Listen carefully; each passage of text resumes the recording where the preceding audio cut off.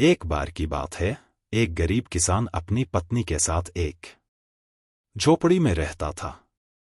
किसान के पास बहुत थोड़ी जमीन थी और ज्यादा जानवर भी नहीं थे। वह और उसकी पत्नी जैसे तैसे अपना गुजर बसर करते थे। एक बार किसान किसी काम से लौटते हुए जंगल के पास से गुजर रहा था, तभी उसे वहां झाड़ियों में एक मुर्गी दिखी। मुर्गी को देखकर किसान ने सोचा कि यह किसी की पालतू नहीं लगती, तो क्यों न इसे घर ले जाया जाए, मुर्गी के अंडों से कुछ तो कमाई होगी।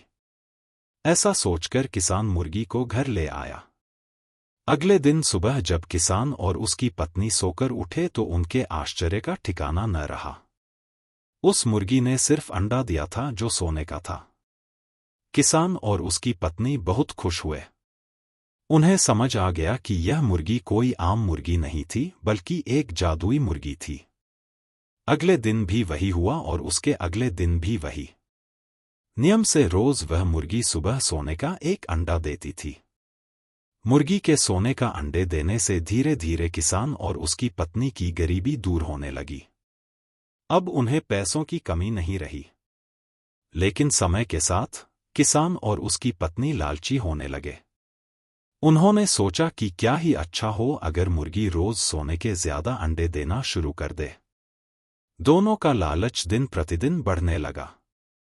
अब वे हर समय इस बात से परेशान रहते थे कि उन्हें प्रतिदिन केवल एक सोने का अंडा मिल रहा था।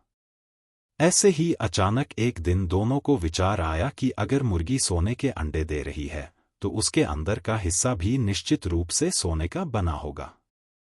अमीर बनने की ख्वाहिश में किसान और उसकी पत्नी को सही गलत का ध्यान भी नहीं रहा। उन्हें जल्द से जल्द बहुत अमीर बनना था।